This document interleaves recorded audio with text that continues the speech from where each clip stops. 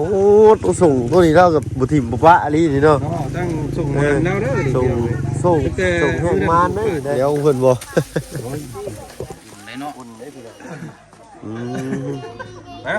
เอาเลยเจ้าฉันเจ็บยอมลูกคอยนี่คันดิบนี่โอ้รอฮะ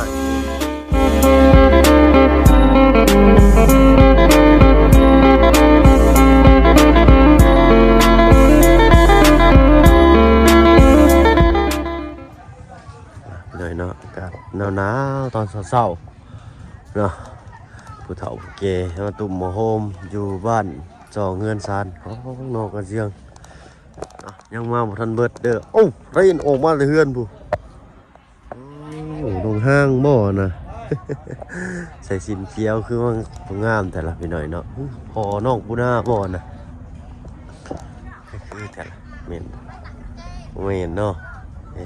เอาพี่หน่อยเนาะพออากาศหนาวๆยามเช้าเนาะอากาศกับ14 องศาพี่หน่อยเนาะโอ้ยหนาวสงเงียดลึเอาพอลงบุหน้ากับมาห่วงงานนำได้นี่เนาะเนาะอุ้ยดาวกราบทักทายสบายดีเด้อพี่น้องเด้อเนาะกราบทักทายสบายดียามเช้าโตเชียวอยู่เท่านี้ขึ้นมาใส่ยางงามบ้านนอกกันเจียงเพิ่นโอ้ดีอกดีใจนำมีกางเต้นมีโต๊ะมีเต้นโต๊ะจีนบ่นะเหมือนโต๊ะจีนเลยเนาะโต๊ะกางเต้นยันวันผักวันเช้าวันบ่พอ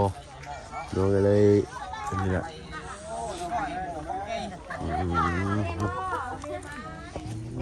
ข้อนหุยพี่หน่อยเนาะคุณชัยข้อนดูกุ้งนี่เข้ามายับเข้ามาเรียบร้อยเลยได้คอนบ่นี่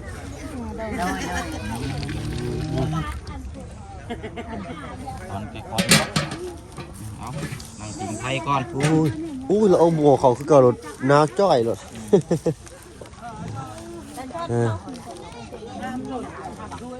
ต้องห้ามแม่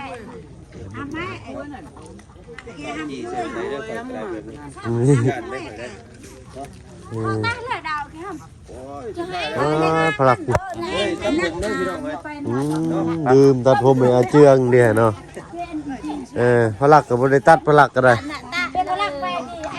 เท่าหนอนอะไรเงี้ยนอนนี่น้องห้างอันนี้เนาะเอาบาทนี้เผากองไฟเต็มปึกอยู่ทางนี้เนาะบริเวณมาต้มไก่ได้เนาะเราเห็ดเมื่อนึ่งเผากองไฟอุ่นอยู่ได้พี่หน่อยเนาะโปะชนะแล้วเนาะอันนี้หม้อยังฮะนี่เผาบ่ซุกหรือเปล่านี่เปิดปุ๊บอยู่ฮะโอ้เขากลางมุ้งบ่นะเขาใส่มุ้งหนึ่งเขากลางมุ้งเนาะปุ๊บฮ้อนหน่อยเซลพี่หน่อยน้ำมันผมใส่ได้หน่อยเลยผมห้อนบ่นะเอามือจ้วงไปหลุดเนาะจ้วงใส่แล้วกันเดี๋ยวพี่หน่อยเนาะเป็นไม่กลัวเลยโอ้โหธรรมดาได้ไม่กลัวเลยจ้วงไปเลยเนาะยังเนาะยังอยู่ผมก็ขัดเป๊ะ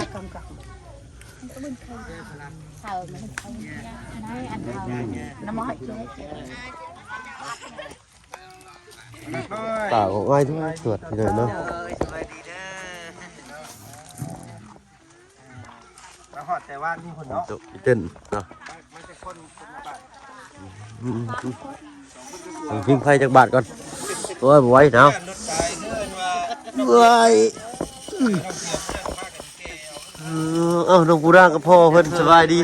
เจ้าโอ้ยดาวน้ำมาพิงไฟเด้อโอ้ดาว14 องศาพี่หน่อยเนาะ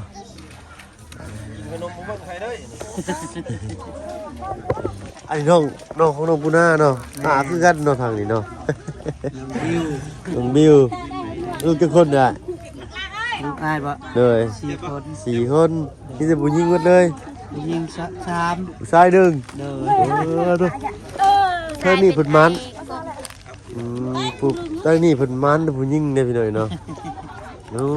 ตอนนี้จะมั่มอยู่นี่ดิมันผู้ชายก่อนนี่เนาะ อยู่กับย่าบ่ เอ เอ อ อเนาะแซ่บบ่ลูกเฮ็ดอู้ดูบ่ให้บ่ห้องย่ามาฮอดนี่ก็ให้อุ้มแล้วแหละนี่เนาะ อืม บ่ได้ให้จักดีเลย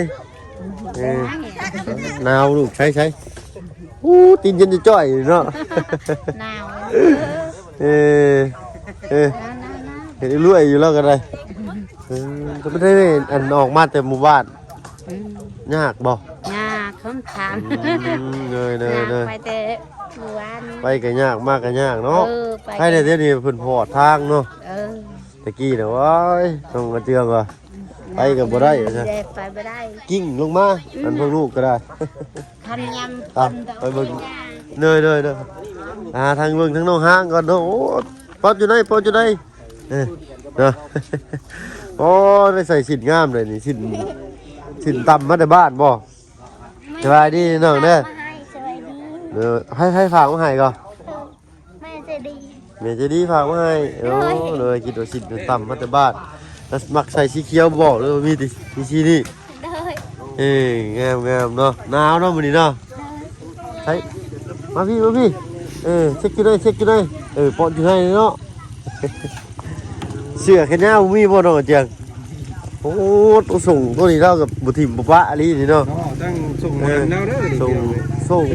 แห้งมานได้เลย เนาะบ่มีตัวใหม่บ่ กิ้งลงแต่ผู้กับบริถิ่มบริปะเราก็ได้เสียดายอย่างเดียวเนาะลืมตัดผมไปแล้ว น้องอันห้างงามเป็นพิเศษเด้อพี่น้องเนาะ ถึงพ่อเราถึงปีนผู้ขึ้นไปเนาะ กินมาพี่เนาะเอาเลิกงามดีมื้อนี้พี่น้องเนาะมีการขึ้นเทินขึ้นซ่านของน้องคนเด้อมื้อนี้ยิ้มหน่อยก็เฮ้ยเนาะ1 2โอเคไปลูกไปจ้ะน้องปูนาก็เป็นญาติกันบ่เนี่ยญาติกันโอ้เป็นญาติกันกับน้องเป็นญาติกับน้องนี่บ่ เป็นญาติทางคนนี้เนาะ ญาติทางน้องห้าง เอา เด็กเวรจองมันดึกมาใส่กันเลยเนาะ ผูกแขนไม่ได้ดิ เนาะ คือว่ากินดองได้บ้าง โยกินดองไม้ก็แม่นเนาะ ดองไม่แม่นเลยเนาะอันกลางเต็นท์รถไฟรถ คือรถมันบ่ เมื่อวานนี่คุณว่างานกินดอง เออ คุณบ่เข้าใจ เออ เอาไม่ใช่เป็นยังเนาะป้อนไข่ ป้อนไข่ไหมรถบ่มันสิเมนบ่ละบาดนี่เนาะ เลือแต่กับป้อนไข่ไม่เลยเนาะ นาน้องเจียงทางญาติฝ่ายเมียมาเมื่อคืนนี่เพิ่นนอนนี่ใส่อ๋อนอนอยู่เทิงหมดเลยเนาะอุ่นเนื้ออุ่นซานพอดีเนาะ แต่คนก็ป้าลุงเพิ่นมาอันอยู่บ้านเจ้าน่ะ ฮอด มามื้อนี้เนี่ยมาว านนี่ก็มานอนนี่เนาะฮอดบ่20คนวานนี่สิไป มา7 อ๋อ7-8 คนเลยมาเติมอีกมื้อนี้อีก18 คนเนาะ คนยังบ่มาเพิ่นรับเพิ่น9 โมงเนาะ เพิ่นยังลงผู้ยังพัดกี่พุ่นอยู่ เอาเลข9เอาเลข9 เอามุงว่าเพื่อนนี่ตั้งแต่ปุ๊บแล้วก็เริ่มมันเข้าบ่เลยได้แบบนี้ ก้าวหน้าก้าวหลังก้าวหน้าก้าวตาน ำเด็กเก้าได้ไรมา ไปเลยลูกกับ9เนาะโดย เก้าบ่ โอ้ย เอ โอ้ อย เก้าเบิดบ่ หมอนี่ลูกกับ9รวยแล้วอ่ะคิดหลายได้น้องหังเนาะ คิดว่าขึ้นเรือน9 โมง ด้วยเอาลูก9 คนทำลูกกับปูหน้าพุ่นแล้วนี่เนาะ แต่ของพวกว่ามาเดียวบ่โอ้สังเกตแท้นี่เนาะ เสียวช้าบ่ได้บ่เนี่ย เอาหารอบเบิ่งก่อนทางนั้นก่อนใส่กัน เลยเอาเป็นในบ้านนี้เนาะสิได้ขึ้นบ้านใหม่ใส่ยางามทั้ง2คนเจ้าเนาะ ดีใจ ดีใจเนาะ ใจแล้วเนาะ โอ้มีเฮาเต้นเนาะบ้านนี้เนาะเอาปลุกเอาสร้างเช้าเด้อน้องเด้อเอาอ๋อโตทางนี้ก็ได้โยเข้ามาแล้วบ้านนี้ครับใส่ เอาไปวางเด้อครบเล็กจับช่วยกันก่อน จับอ๋อตัวมุ่งขาดเอาไปแห้งเลยพี่น้อยเนาะ เต้นกันอ้าวแค่นักขัดมึงไงสิมึงไง เอาอย่ามึงไว้นั่นเด้อระวัง โอ้คนไฟ เอาเดา ใครดอกพี่น้อยเนาะอายมันอุ่นอยู่ดอกต่อยามฮ้อนหน้าลูกไปเบิดเลยอันนี้เอ้ย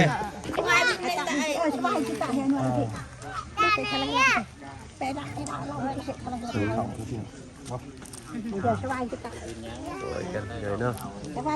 อันนี้เป็นเมย์ของเมย์น้องห้างได้ผู้เสียสีฟ้านี่พี่น้อยเนาะตามเบิ่งนี่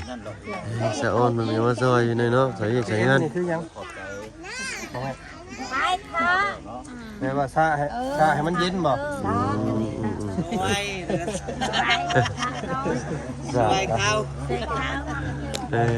dạ một vài giờ thì rồi đó đang gần cái bên đang sai phần đó dù qua kinh đó đi thằng pa đi thằng bé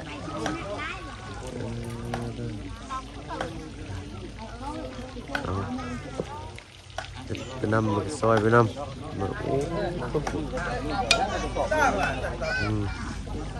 tầm nó hết nó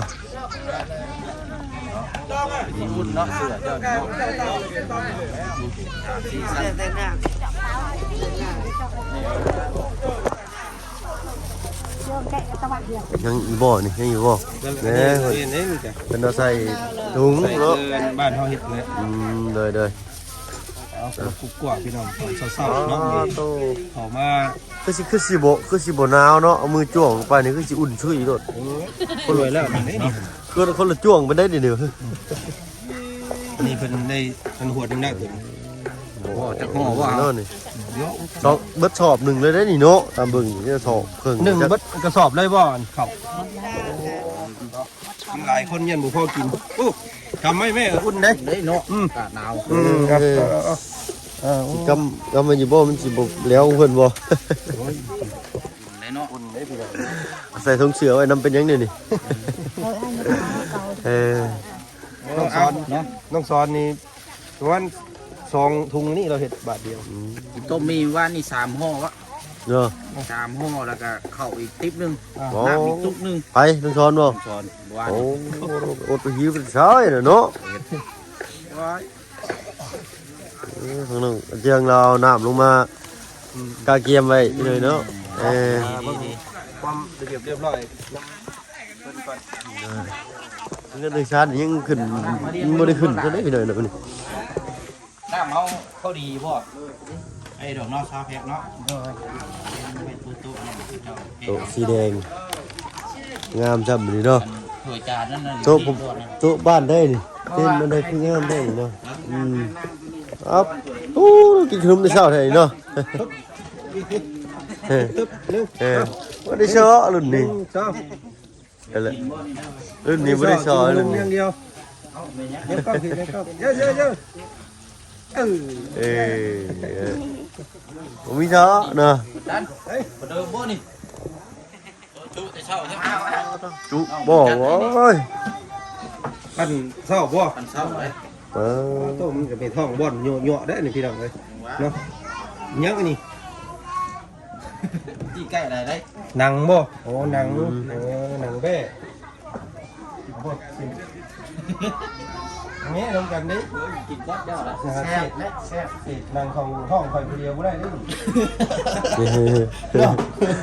บ่เอาได้ข่อย คอยงะกินน้ำมันบ่กล้าแล้วบ่ บ่แม่นหยังเนาะยังอันนั้นยังบ่ยากันได้ คนละค โอ้ยเอาลูกนะ con chầm ขอบปากไผกันข้าวท้องผู้ใดก็เป็นของผู้นั้นได้นี่ฮะ ำกล้าแล้วมือกิน บ่เสียงบ่สิหัวคนนี่เนาะได้เด้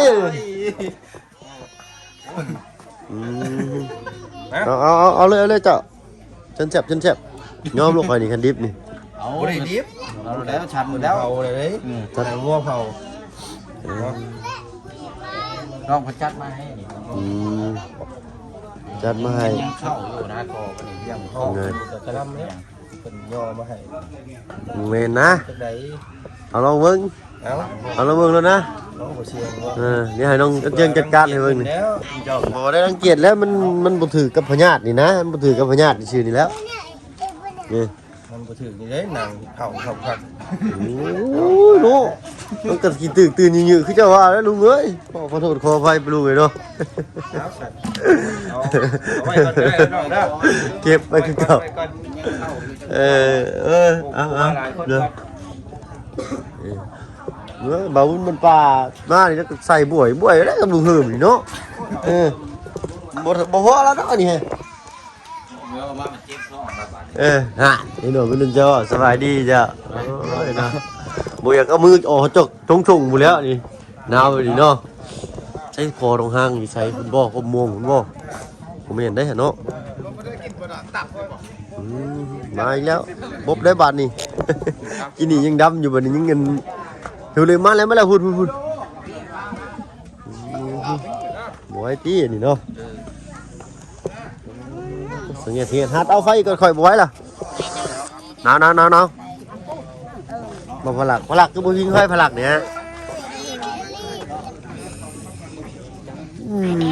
บ่ให้แล้วบ่ผู้สาวนี่ให้แล้วบ่ บ่ให้ โอ้เราให้ดิฮะยังบ่ให้เนาะ เลย คนเก่งว่าสิให้นี่มันละตีนเย็นจะจ่อยได้นี่หาถุงเท้าใส่ให้เราดีกว่านี่ฮะไปอันค้างไฟไว้หุ่นยังอุ่นมาหากระตื่นพี่หน่อยเนาะเฮ็ดคือเราหน้าบูดเนาะมันพลักเนี่ยบ่แม่นเด้อารมณ์ดีคือเก่าใส่พุงขอเบิ่งพุงแน่อุ่นเย็นมือเย็นที่ท้องก็พลักพี่อะไรเอาเรานั่งตรงๆดูล่ะกันเป็นเจ็บเอวเยอะห่านนี่เนาะพลักบอกเมนเลยชี้แหละมักพลักว่ะ ว่านี่ นั่งเตื้อมอยู่แล้วก็ได้ คุณมีได้ถาวนี่ ไม่ ได้ให้ไปในห้อง คนหูกลางครับนี่หูกลางหูนิ่มๆนอนนอกง่ายนั่นนี่ ใส่ก็อยู่ ใหญ่ไว้ดอกคนอยู่ตรงไหนก็ได้ไปกับบ่ให้บ่ห้องไว้กับอยากเบิ่งอย่างเงี้ยเนาะบ้าต้องสวยนะสังเกต เข้าแล้วมันจะพูด เราถ่ายบรรยากาศอีกเล็กน้อยทางแต่คนกำลังไล่ทยอยกันเข้ามาเนาะทางทีมงานเนาะแต่ร่างเข้ามาให้คนมาที่จัดงานเนาะโอ้เขาขอควันอยู่ทั้งคนเดียวเนาะเท่าเขาเบิ่งมันขึ้นไปดอกไปทั้งลูกมันกินดึกทดสอบเบิ่งอย่างผู้เดียวเพิ่นเนาะถ้าบอกถึงคลิปนี้ก็สิขอตัวลาลงแล้วพี่น้องเนาะผมพรคลิปหน้าเด้อเนาะดีไปแห่งไปสู่ทุกคนที่เข้ามาผู้ชมช่อง YouTube บอกถึงคือหลายคือเก่าไปแล้วพี่น้องเนาะสวัสดีจ้ะ